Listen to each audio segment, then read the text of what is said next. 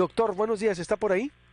Sí, ¿qué tal? Buenos días. A ver, la primera intervención, porque no sé qué es lo que está pasando, pero a ver, ¿qué fue lo que aprobó ayer el Plan B en el Senado para recordar del auditorio que ahora tiene que publicar el presidente y qué es lo que sigue? Bueno, muchísimas cosas se aprobaron, no solamente una sola. Y son cosas que debilitan la capacidad de organización, la capacidad de instauración adecuada de las elecciones, de llevarlas a cabo. Hay el riesgo de eh, que no se instalen todas las casillas. Hay muy poco tiempo para capacitar a los ciudadanos que van a estar contando los votos. Se pueden dar muchas situaciones anómalas. El padrón electoral ya no va a tener el mismo control, calidad, puede votar muchísima gente varias veces, un poco como era antes. Igual los 12 millones en Estados Unidos podrían eventualmente votar sin control. Incluso gente que no sean realmente mexicanos desde Estados Unidos podrían votar alentados por el gobierno mexicano. 12 millones aproximadamente pueden cambiar completamente el resultado. Y muchos de los puntos, que ese es el punto clave de este plan B, son anticonstitucionales, van en contra de lo que dice la Constitución, por lo cual si se aprobara y se aplicara, estaríamos teniendo unas elecciones que van en contra de la Constitución, pero además que afectarían muchísimo lo que se ha logrado en estos 30 años en términos de control, en términos de equidad, en términos de certeza, que desde luego se pueden mejorar las cosas, pero con esa reforma, lejos de mejorarse, se echa para abajo, se echa a la basura mucho de lo que se ha avanzado. De hecho, la última vez que tuvimos una reforma hecha por el gobierno, desde el gobierno, en favor del gobierno, sin apoyo de los partidos de oposición, fue hace 35 años. O sea que en realidad estaríamos viviendo un retroceso en materia de democracia electoral de 35 años, que es el tiempo que lleva la transición democrática.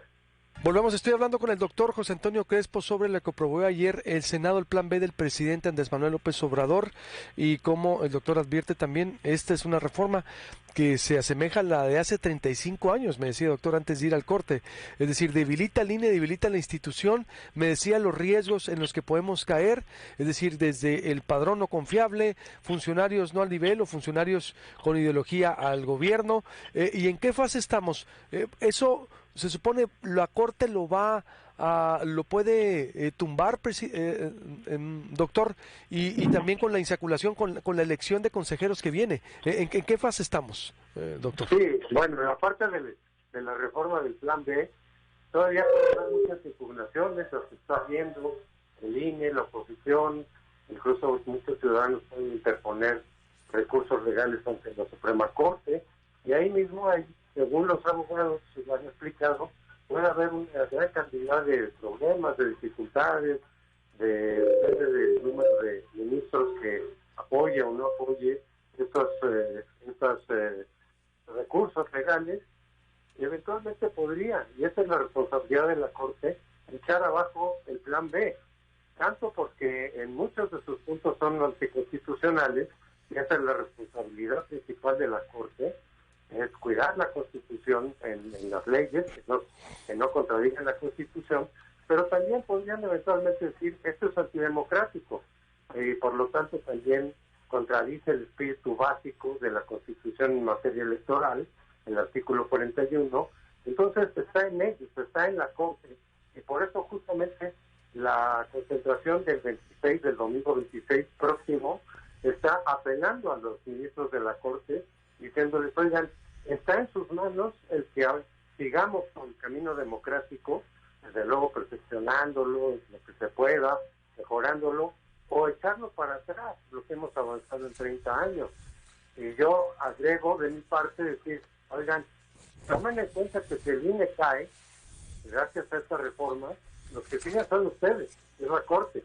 Ya hemos visto varios intentos del gobierno de controlar a la Corte y decir, si ustedes aceptan que el INE se caiga, que el INE quede en manos del gobierno, que quede desvirtuado en su esencia, el que sigue es la Corte.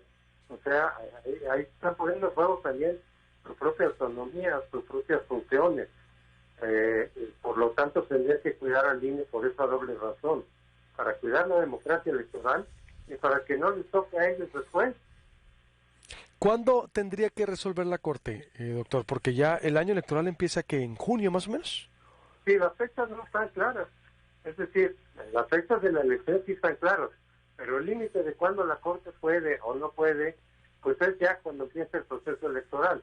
Es decir, septiembre, octubre me parece, ahí ya tendría que estar resuelto. Entonces estos meses tiene que discutir la Corte, tiene que resolver. Dice que si quedara suspendida el plan B sin resolución, pero suspendida por la propia Corte, entonces no aplicaría. Y eso sería, digamos, una buena noticia para quienes estamos interesados en la democracia electoral.